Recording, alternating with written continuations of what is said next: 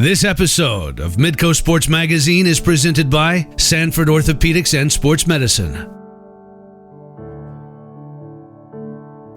Hello, welcome again to Midco Sports Magazine in the middle of April 2020, and the world still in the on-deck circle right now, waiting to step back up to the plate. But we've got a couple of stories that our guys have been working on before everything went sideways. And if you were holding out hope of having racing at your local dirt track this summer, we've got a story that might tide you over in the meantime. The history and the controversy that surrounded Soo Speedway, which at one time was the big-time track in southeast South Dakota. And more than just a hockey story about a man from North Dakota. He has remarkably put brain cancer on the back burner to live his life and continue to coach the game that he loves. Brian Sean will have that story when we come back on Midco Sports Magazine. Midco Sports Magazine on Midco Sports Network is presented by Sanford Orthopedics and Sports Medicine.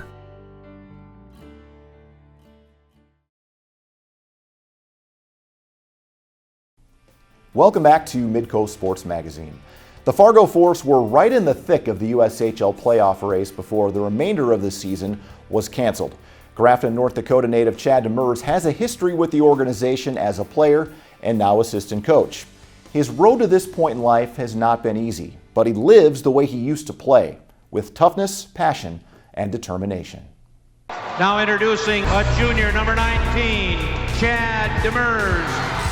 Every time Chad Demers takes the ice, it's a special moment. It has been that way from his days growing up in Grafton, following a proud hockey tradition. Like any small town kind of up in this area, there's you aspired to be a great high school player. Like you looked up to the high school players. There was a lot of tradition there. He was a great spoiler, pride hockey tradition that they have in Grafton, and he represented that city really well, and led them to the state tournament and a lot of accolades. Demers' high school career culminated with the biggest goal on the biggest stage in the state. And a game-winning goal by Demers! Grafton, Park River in triple overtime is the state champs. That's the most amazing goal I've scored all my life, and I gotta give Alex a lot of credit for seeing me there. I didn't know if he was gonna give me the puck, and he did. Put it home, and we're state champs. It's hard to believe it's been 12 years ago now already, so I don't remember a lot. I don't even really remember the goal, but in years since, watching it back, it brings back some of the memories, and it's obviously one of the best memories I've had. That was the last high school game for Demers, moving to Fargo for his senior year to play with the Force. He tallied only 15 points in his first two seasons, but didn't give up. It did take me some time. Like I was definitely more of a slower developer. I came in as a senior in high school as a 17-year-old kid and had to find my way. All of a sudden, it's a whole new level, playing against bigger, stronger, faster players, and you start from the bottom, and you gotta earn your way. And I struggled for basically a season and a half or so, and found my stride in my last year here.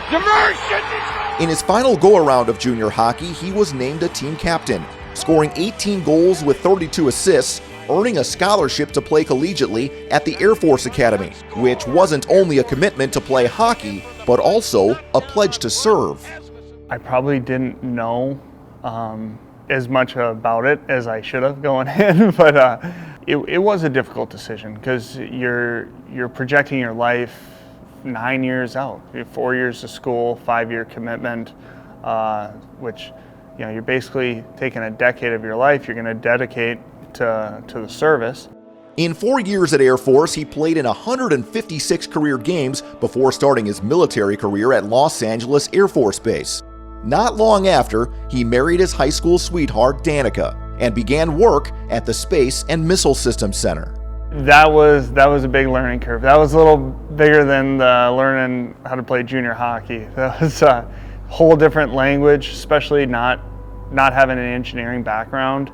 I had to get brought up to speed quick just to speak the language with them, even though I was more of the money guy. Chad had an opportunity to move back to his home state where he could finish out his military service as an ROTC officer at the University of North Dakota. But after just a couple of weeks on the job, he noticed some cognition problems. I had trouble with word recall, so I'd be all prepared, ready to go, get up in front of the class, forget what I'm going to talk about, or know what I want to teach, and I can't find the words, and I wasn't able to articulate what I was trying to say. Things weren't coming to him very quickly like they usually had. And he had mentioned the headaches a little bit, but it was kind of something we were just like, maybe you need more rest, or maybe it's all these other things. And we just didn't really think much of it at first.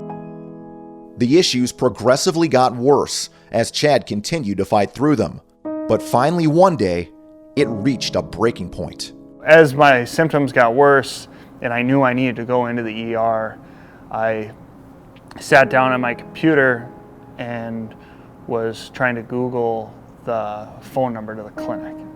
And I looked down at the keyboard and it didn't make sense to me. He was able to make a call to his brother Joey asking for a ride to the emergency room.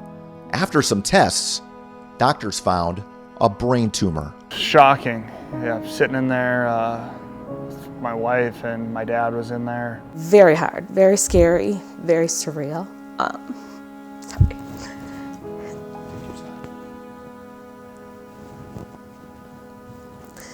Your brain tumor and you don't, at first I didn't think much of it. Oh, let's get it out. Let's, do what we need to do and move forward. I had to have emergency craniotomy to get rid of the tumor. So the next day I went in, had the tumor removed.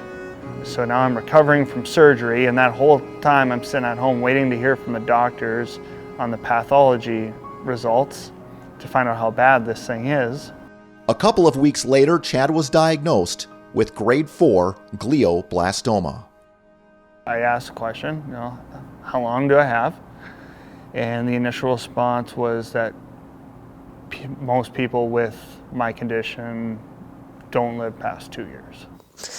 When they came out and they said that it was, it was a higher grade, then it was like, what does that mean? We didn't know, what are our next steps? But after they said that, we knew we needed to take it elsewhere and go to Mayo as soon as we could to get the best care that we could possibly get. But a few days later, there was hope. Chad's tumor was identified as IDH mutated, which slows the progression of the cancer. With the mutation, it significantly increases your chances of living to 5 years. Given my age and my health, my doctors, my team of doctors expects that to be longer. They can't tell me for sure. So it's one of those things, you just do everything we can, get all the treatment we can, wear this Optune cap, which has been proven to work, and it's all about prolonging the process until the next best thing comes out, or until there is a cure, and that's really all we can do. Due to the condition, Chad had to retire from his military service, instead deciding to go back to his passion on the ice. In June of 2018, I just decided at that point, I'm gonna go do what I want to do. I want to work in the game, I want to get back in the game. And so I reached out to the force here, got on as a volunteer, and parlayed that into a full-time job here with the force. There we go, there we go! As he was as a player, hard work and dedicated, upbeat, knowledgeable, those are all things he brings to the table as a coach and a scout for us. Our son, Bo, is obsessed following in Dad's footsteps, so that's great. It's been awesome to be back in hockey and see how happy he is doing that. These days, Chad is cherishing every moment in the rink and at home with his wife and son. The couple is expecting another child this spring. We just decided that as a family, we're just gonna continue living our life. I'm gonna go and do the job that I want to do. Get back into hockey, get back in a normal routine, be with the team, be coaching, be scouting, spend time with my family, do the same things that we would normally do. Chad's really been an inspiration to all of us, the way that he's handled himself and conducted himself through the tough news and the battle that he's undergoing. You know, he just wants to live his life as normal as he can and go after things as normally as he can, and that's kind of what he's brought to the table for us. We live each day to the fullest. We try and spend as much time as we can together, and that's what matters, being together. I really focus on my time with friends and family now, which is something maybe I took for granted before. I don't take that for granted anymore. All that time is important. Every minute counts. Chad and Danica formed the Chad Demers Foundation and started the annual Demi Dangles Cancer Hockey Tournament as a fundraiser back in 2018. They have been able to raise over $50,000 to fund clinical trials for glioblastoma through the Mayo Clinic. Midco Sports Magazine on Midco Sports Network is presented by Sanford Orthopedics and Sports Medicine.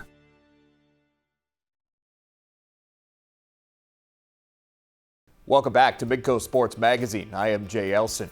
The history of auto racing in the Sioux Falls area is both rich and rocky, with success and turmoil often running side by side. That is certainly evident within the story of Soo Speedway, which experienced a rise and fall that helped shape the sport for generations. As time pushes forward in southeast South Dakota, so too does the inevitability of change. The hustle and bustle of Sioux Falls is extending its reach in every direction, making land like this harder and harder to find. If I haven't found 100,000 golf balls, I haven't found nothing. This particular plot on the city's extreme eastern edge has been in Robert Van Beek Jr.'s family for nearly 60 years. I've seen that one before. But each one of these little white balls is a reminder that those days, along with the notion of being in the country, are numbered. The city wants us to come in, which eventually it will. Somebody will buy it and they'll have their way. The sad part is, when that day finally comes, it will further camouflage a story that's already been covered up by decades of inactivity. Well, where that black dirt is up there, there was a cement pad we tore out. Yeah, it was right, it'd be right up out in here, right up in here. When you walked from this, that was a gate right there. Believe it or not, there was a time when this place was an entertainment destination and where the city of Sioux Falls got its first taste of stock car racing. They say it was a fast track, really fast track. Stock car racing was born in the southeastern United States near the end of World War II and slowly made its way north. The Lyon County Fairgrounds in Rock Rapids, Iowa was one of the first facilities in the Northern Plains to host the sport on a regular basis. It was there that a man named Bob Van An cut his teeth as a track promoter. Unfortunately, according to his son Tom, it's also where Van An would get his first experience with the confrontational part of the business. Got into it with the fair board down there and decided, well, instead of just renting their track, we'll build one up in Sioux Falls. Sioux Falls is a growing community, and that's what happened. And we have as our guest Mr. Bob on our immediate right here, and Francis Van An on the outside there, who have Soo Speedway just outside of Sioux Falls. Is that right, Bob? That's right, Jim.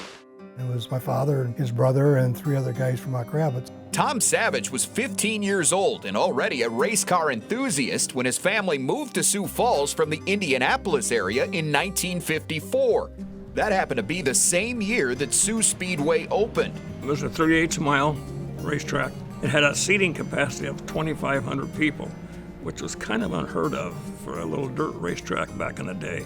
It had a lighting system. The entire track was well lit. It was really the latest up-to-date racetrack in the area. I used to like to go in there with my camera and my notebook, and I thought of a lot of creative ways to sneak into the pit area. But the guy who ran the racetrack, Bob Van An, he thought of every creative way to catch me and escort me into the grandstand. Van An put a lot of people in that grandstand.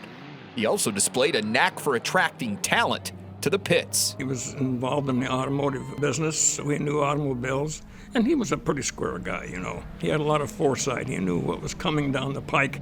Savage recalls one particular decision that helped take Soo Speedway to another level.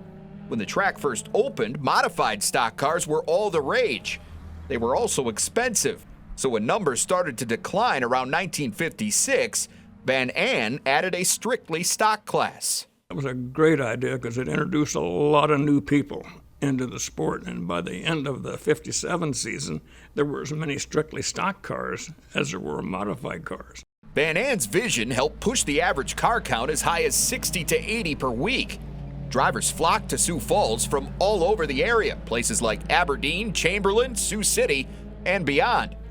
Soo Speedway was thriving, both on the track and at the gate. The place was packed. Every Sunday night it was packed. I mean, when they had all the seats taken, people were standing up and watching it. Meanwhile, about 10 miles to the northeast, another racetrack was struggling to find any success at all. Like Van An's group, Till Husett opened his facility near Brandon, South Dakota in the spring of 1954. He had a 3/8 mile oval carved out there with nothing else. There was no guardrail, no lights, no bleachers. There was nothing there.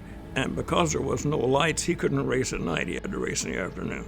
And racing on the afternoon on a dirt racetrack is very, very difficult because it gets so dusty. So he was behind the 8 ball from the beginning. Husett made every effort to catch up with his competition. He tried adding lights, moving the races to different nights, even resizing the track. None of it worked. So at the end of the 1955 season, Soo Speedway went dormant, leaving Soo Speedway to rule the local racing scene alone. Success can be a tricky thing. In the case of Soo Speedway, good racing and great crowds had gone hand in hand from the beginning. But by the summer of 1957, the drivers were starting to feel like their role in that was being undervalued. At the time, they were racing for 40% of the gate, which worked out to anywhere from $600 to $900 depending on crowd size. On the night of the season championship, a group of them approached Van An and threatened to boycott the race without a guaranteed purse of $1,000. Van An reluctantly agreed, and the show went on as scheduled. Unfortunately, the friction didn't exactly dissipate. The normal 40% purse was re-established for the start of the following season. That only furthered the frustrations for modified drivers, who were now forced to split that money with the strictly stock class. So in July of 1958, they decided to try and force Van An's hand again.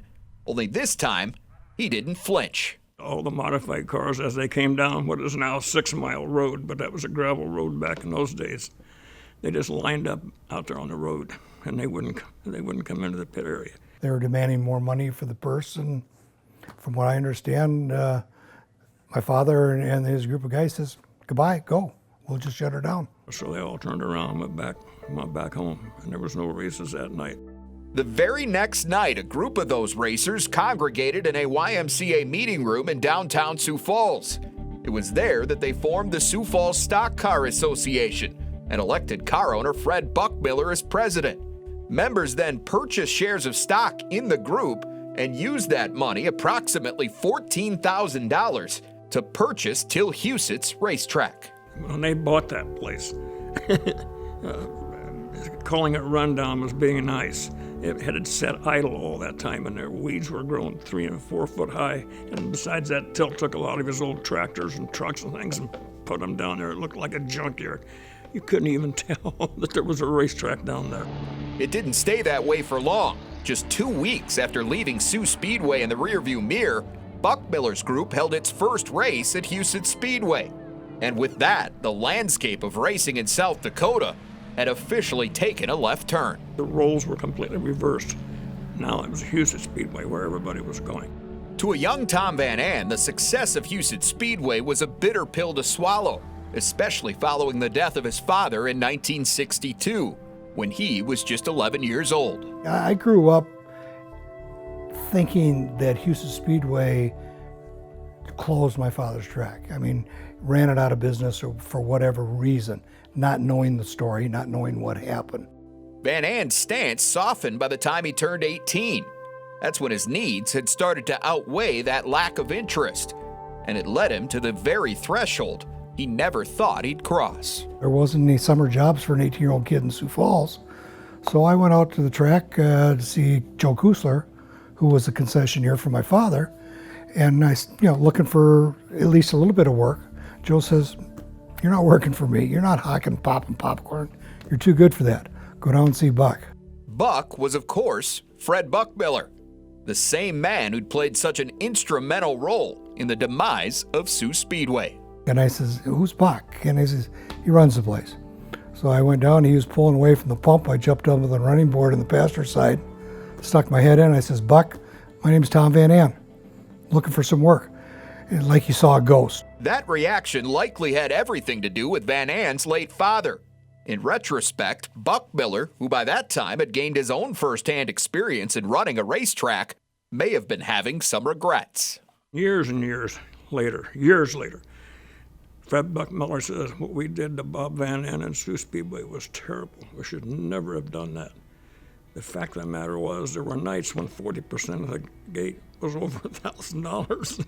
So Buckmiller himself admitted that boycotting and doing that was a bad thing. They should never have done that. If anybody knows who Fred Buckmiller was, he's a pretty gruff man. He could be on the exterior, hard as gold. I mean, he was great. We rode around the truck with him for a couple hours. He was asking me about my mother and how I've been doing and all kinds of stories and stuff. And he says, "You're looking for work, be here tomorrow morning." That was a Sunday. So that's how I started out there. Van An initially handled odd jobs around the track, but he quickly climbed the ladder. Within a few years, he became a full-time member of the officiating crew and eventually took over as the director of the Huset's racing program. In that role, drawing off the teachings of Buckmiller, Van An developed a reputation for running things fast and fair. That earned him the respect of competitors and co-workers alike, and ultimately led him to be enshrined in the Huset's Hall of Fame in 2011. I am proud of the fact that that was my father's track, and I am proud of the fact that I did go to Huset's and had a pretty good career there, and I really enjoyed it and met a lot of neat people. Since Bob Van An first helped bring stock car racing to the Sioux Falls area, the sport has always managed to find a way. It's weathered the storm of conflict at every turn, which is something it's still doing today.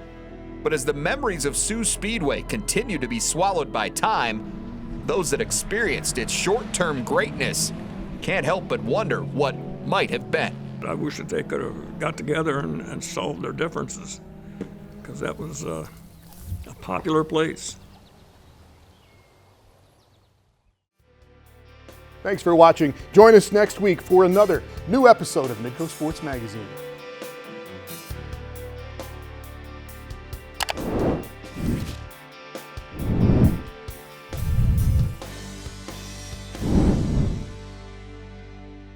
This has been Midco Sports Magazine, presented by Sanford Orthopedics and Sports Medicine.